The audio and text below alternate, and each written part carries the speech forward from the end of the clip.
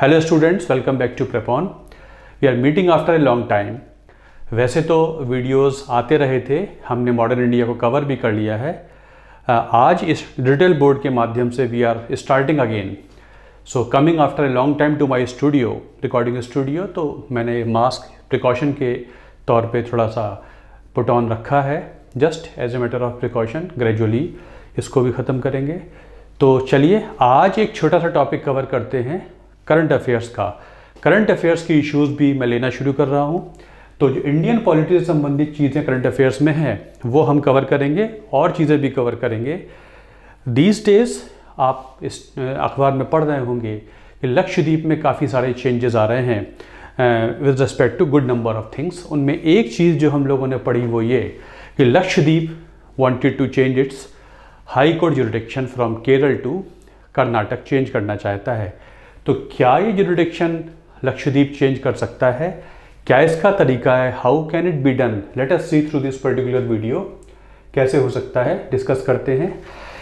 In the constitution the part 6 deals with the states and also deals with high court.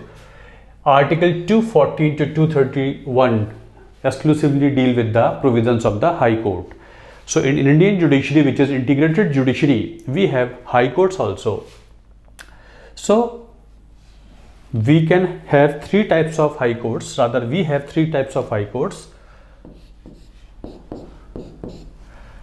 High court for a state, article 214.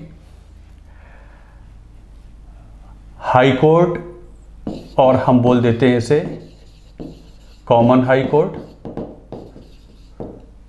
Article 231, and high court for a union territory, article 241। तो तीन तरीके के high court हो सकते हैं। एक तो राज्य में हाई कोर्ट होता है, एक से ज़्यादा राज्य, दो राज्य प्लस और राज्य भी हो सकते हैं, हाई कोर्ट हो सकता है, और एक यूनियन टेरिटरी के लिए एक्सक्लूसिवली हाई कोर्ट हो सकता है।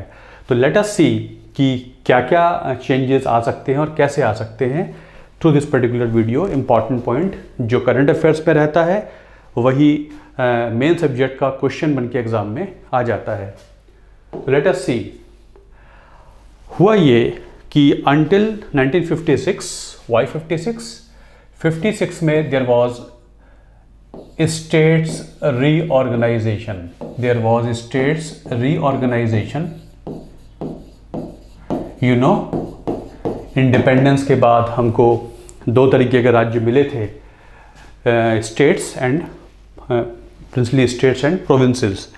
तो उनको फिर हमने ऑर्गेनाइज करना शुरू किया और gradually finally Fazal Ali commission की रिपोर्ट आती है और दो तरीके के वो रिपोर्ट पास हो जाती है। तो स्टेट्स रीऑर्गेनाइजेशन एक्ट 1956 पास हो जाता है। तो it was the first time when the states were reorganised in India in 1956। तो 1956 से पहले क्या था? पार्लियामेंट के पास पावर थी कि parliament can extend the jurisdiction of all the high courts beyond the state in which they were located. मतलब इस समय से पहले ये प्रोविज़न था कॉन्स्टिट्यूशन में कि पार्लियामेंट किसी भी हाई कोर्ट के जुरिडिक्शन को उस राज्य में जहां वो स्थित है उससे आगे भी बढ़ा सकता है, and also remove areas from the jurisdiction. मतलब पार्लियामेंट रीशफलिंग कर सकता है, किसी राज्य के हाई कोर्ट के जुरिडिक्शन में 2-3 राज्य ले सकता है, या जो और राज्य 3-4 राज्य हैं तो उनको हटा भी सकता है। ये पावर पार्लियामेंट के पास हुआ करती थी। For example, Coorg was removed from the jurisdiction of Madras High Court and placed in the jurisdiction of Mysore High Court through this particular provision in 1952। लेकिन जब 1956 में कुछ चेंजेस आ गए तो कुछ चेंजेस इस प्रोविज़न पे भी आए।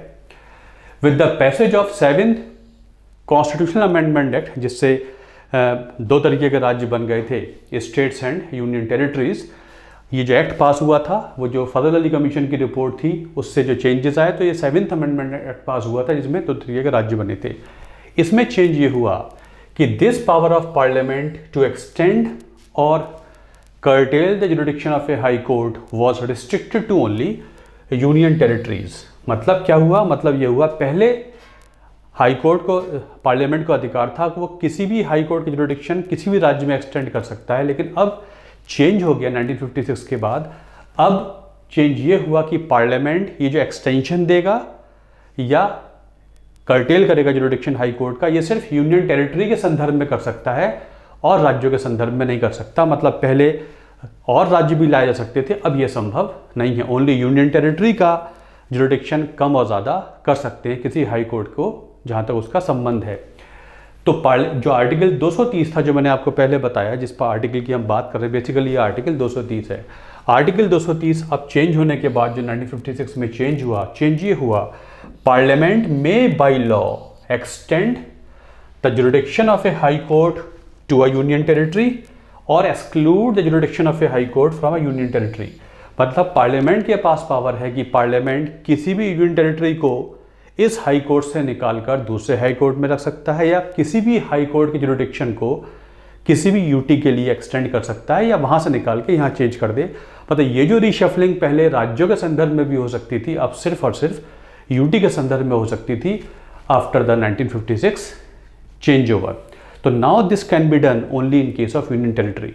सो if we want to change jurisdiction of Lakshadweep, Article 230 can be used, and this can be done only and only by Parliament by making a particular law. For example, extension or jurisdiction of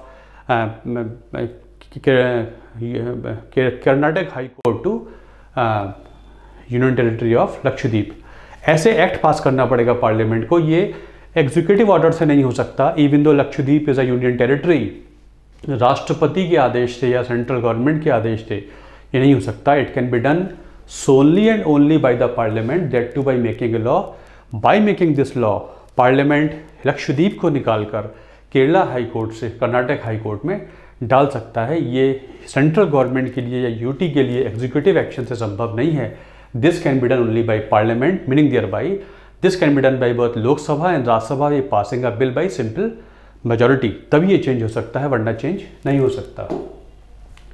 this power with regards to union territories was made exclusive to the union. अब ये अगर ये question आ जाए कि ये power है कहाँ, obviously union list में है, entry number 79। This can be done only by parliament, state का इसमें कोई रोल नहीं है।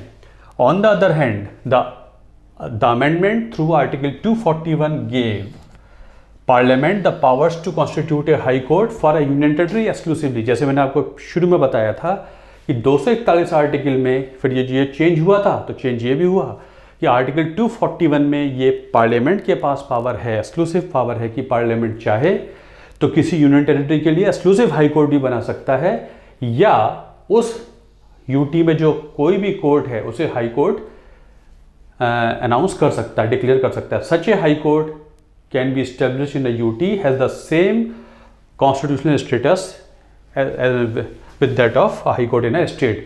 अगर ऐसा किया जाता है, मतलब आर्टिकल 241 में सिर्फ यूनियन टेरिटरी के लिए हाई कोर्ट हो सकता है, और आर्टिकल 230 में किसी यूटी को इस हाई कोर्ट से निकालकर दूसरे हाई कोर्ट में रख सकते हैं, ये हो सकता है। और 214 में किसी राज्य के लिए हाई कोर्ट बनाया जा सकता है।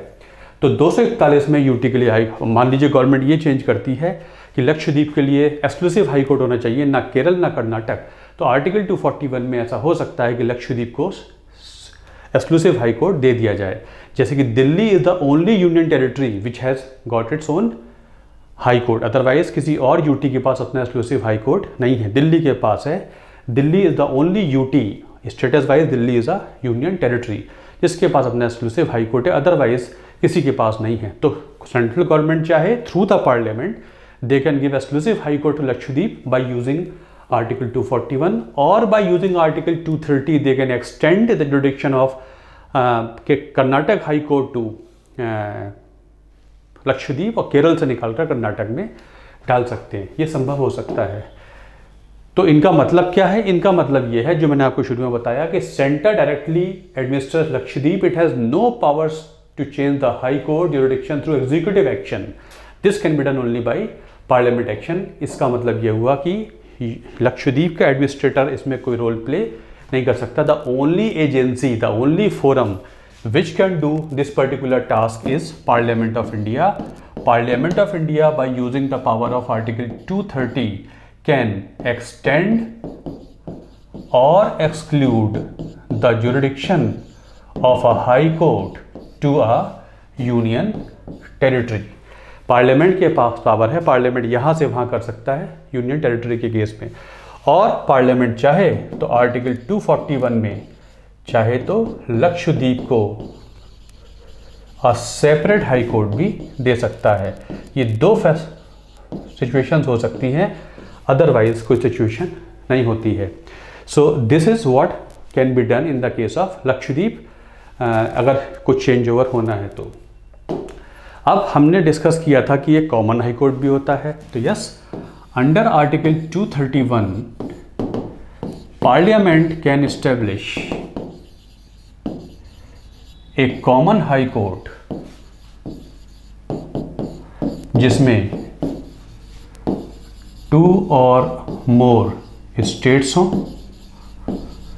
प्लस यूटी हो भी सकती है, नहीं भी हो सकती है। मतलब वो हाई कोर्ट जो आर्टिकल 231 में बनेगा उसमें कम से कम 2 राज्य तो होने ही चाहिए। अगर 2 राज्य होंगे तभी कॉमन हाई कोर्ट कहलाएगा।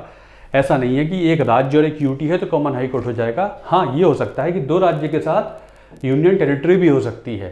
तो कॉमन हाई कोर्ट वो हाई कोर्ट होते हैं जिनमें कम से कम 2 राज्य तो हो, 2, 3, 4, 5, 6 भी हो सकते हैं, कम से कम 2 तो होने ज़रूरी है। ऐसे हाई कोर्ट 231 में बनाए जाते हैं, जैसे कि बॉम्बे हाई कोर्ट है, बॉम्बे हाई कोर्ट महाराष्ट्र और गोवा के लिए है।